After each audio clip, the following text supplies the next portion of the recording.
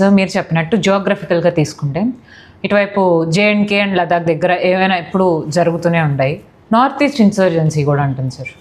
ఇప్పుడు ఆ 7 సిస్టర్స్ స్టేట్స్లో ఎప్పుడప్పుడు కలహాలు జరుగుతూనే ఉంటాయి ఎథ్నిక్ గ్రూప్స్ మధ్య అలాగా. సో అవి ఎందుకు ఇంకా ఫుల్ స్టాప్ పడట్లేదు? 70 ఏళ్ళు అయిపోయింది, 80 ఏళ్ళు అయిపోయింది మనం స్వాతంత్రం తెచ్చుకొని, ఎందుకంటారు? అంటే మ్యామ్ ముఖ్యంగా నార్త్ ఈస్ట్ చెప్పాలి అంటే 2 కారణాలు ముఖ్యంగా.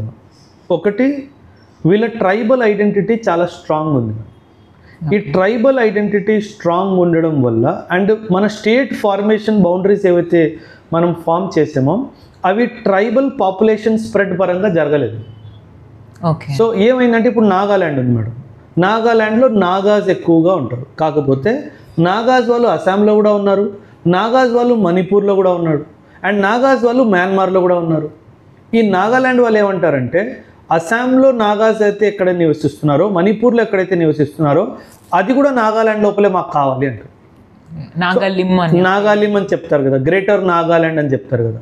సో అదంతా ఒక నాగాల్యాండ్ స్టేట్లా కావాలి అంటారు. అది ఎలా సాధ్యం అవుతుంది అంటే, ఇప్పుడు నా కమ్యూనిటీని నేను తీసుకున్నాను మేడం, నా కమ్యూనిటీ వాడు ఏపీలో ఉండొచ్చు, తెలంగాణలో ఉండొచ్చు, ఢిల్లీలో కూడా ఉండొచ్చు.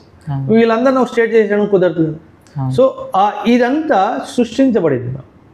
దీని వెనుక నార్త్ ఈస్ట్ ఇన్సర్జెన్సీ గురించి మీరు అడిగారు కాబట్టి స్పెసిఫిక్గా ప్యూర్గా చైనా ఫండ్ చేస్తుంది.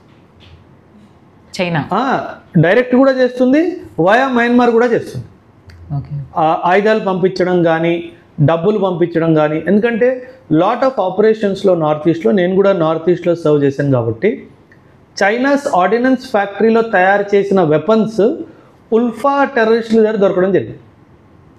అంటే ఇప్పుడు చైనీస్ ఆర్డినెన్స్ ఫ్యాక్టరీలో తయారు చేసిన ఆయుధము ఉల్ఫా దగ్గర దొరికింది అంటే అర్థం ఏంటి?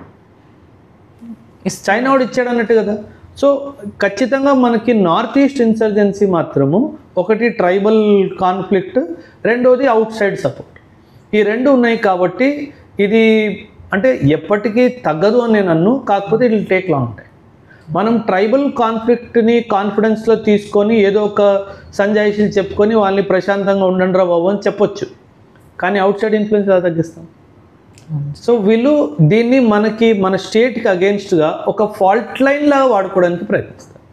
సో ఎలాగైతే మనకు జేఎన్కేలో టెర్రరిజం జరుగుతుందో అదేవిధంగా నార్త్ ఈస్ట్లో ఇన్సర్జెన్సీ కూడా అవుట్ సైడ్ సపోర్ట్తో ఎక్కువగా జరుగుతుంది.